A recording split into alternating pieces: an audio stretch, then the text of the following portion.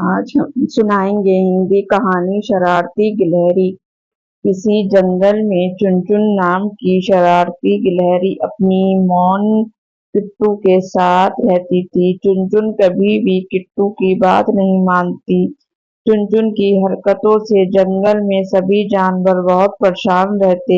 एक दिन चुनचुन पेड़ पर खेल रही थी और उसी पेड़ पर फर्राटा नाम का एक बंदर भी सो रहा था।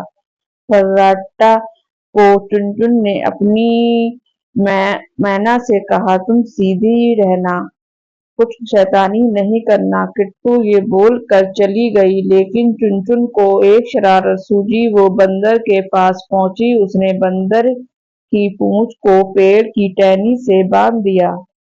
उसके थोड़ी ही देर बाद जब फर्राटा बंदर सोकर उठा, उसने दूसरी टहनी पर छलांग लगाने की कोशिश की, लेकिन उसकी पूंछ बंधी होने के कारण दूसरी टहनी तक नहीं पहुंच सका और वहीं पेड़ पर उल्टा लटक कर चिल्लाने लगा, बचाओ, मैं यहाँ पेड़ पर उल्टा लटक गया हूँ, बचाओ बचाओ। फर्राटे की चिल्लाने की आवाज सुनकर सभी जानवर वहां आ गए और तभी वहां मौजूद जंगल का राजा शेर सिंह बोला, तुम इतना चिल्ला क्यों रहे हो?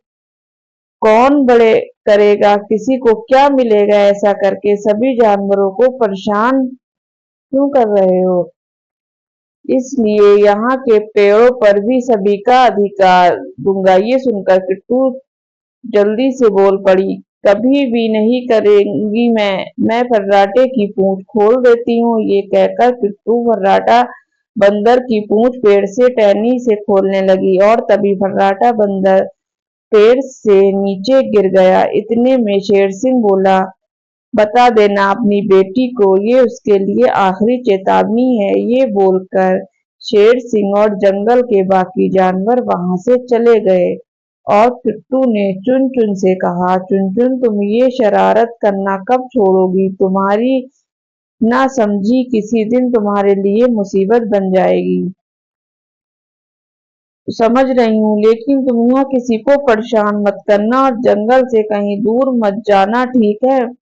मैन, अब चिंता मत करो, मैं किसी को परेशान नहीं करूंगी। लेकिन चुनचुन की बात पर किट्टू को विश्वास नहीं था, इसलिए उसने अपने पड़ोस में रहने वाली कालू कौवे से कहा, कालू भैया, मैं जंगल से बाहर जा रही हूँ, एक दो दिन वापस आ जाऊंगी, क्या तुम चुनचुन का ख्याल रखोगे?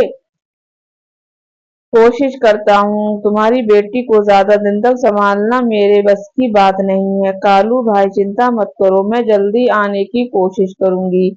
ये सुनकर किट्टू चली गई और चुनचुन वहीं जंगल में रहने लगी। एक दिन चुनचुन पेड़ पर अकेली बैठी सोच रही थी, मौन मैन को गए इतने दिन हो गए। कालू की बात सुनकर चुनचुन वहां से चली जाती है और वो जंगल से बाहर जाने की कोशिश में रास्ता भूल जाती है।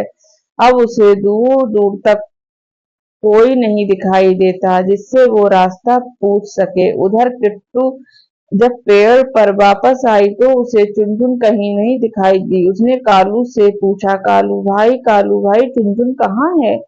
इसलिए थोड़ी देर पहले मुझसे कहा था कि वो पानी पीने जा रही है, उसके बाद अभी तक नहीं लौटी, कहीं वो किसी मुसीबत में ना फंस जाए। हमें जाकर उसकी मदद करनी चाहिए और रात भी होने वाली है। हमें अभी जाकर जंगल के सभी जानवरों को बताना चाहिए। लेकिन वो कहीं नहीं मिली। तभी कालू आसमान में एक बाज उड़ता हुआ दिखा दिया। तभी कालू ने कहा, लगता है वो अपना भोजन ढूंढ रहा है। हिरन की बात सुनकर किट्टू घबरा गई और बोली, कहीं ऐसा तो नहीं कि बाज की नजर मेरी कुट्टू पर पड़ गई। चिंता मत करो, मैं अभी अपने दोस्त मिट्टू तोता के साथ जाता हूँ और पता करता हूँ। ये कहकर कालू मिट्टू के साथ बाज का पीछा करने चला गया। उसने देखा कि बाज चुनचुन के ऊपर मंडरा रहा था। ये देखकर कालू समझ गया कि उसे बात का शिकार चुनचुन ही थी। उसने सारी बात जंगल के जानवर को बता दी और वापस चुनचुन की मदद करने मिट्टू तोते के साथ चला गया। बाज ने मौका पाकर चुनचुन को अपने पंजों से ढांप लिया। ये देखकर कालू बोला, बेटा जल्दी उसे घास के पास चलो, नहीं तो वो चुनचुन को खा जाएगा। ये सुनकर मिट्टू और कालू आसमान में बाज से लड़ने लगे। वो दोनों बाज पर अपनी लगातार वार करने लगे। इसी दौरान चुनचुन बाज के चंगुल से छूट गई। चुनचुन को नीचे गिरता देख जानवरों ने पत्तियों और घास से बना हुआ जाल नीचे बिछा दिया। ये चुनचुन उस नरम जाल पर गिरी। चुनचुन बेटा तुम ठीक हो ना? मैं बिल्कुल ठीक हूँ। हम तुम्हें इसलिए समझाते हैं कि शरारत मत किया करो। देखा तुम किसी दिन कितनी बड़ी मुसीबत में फंस गई। तो इन्हें लाइक करें, चैनल को सब्सक्राइब करें।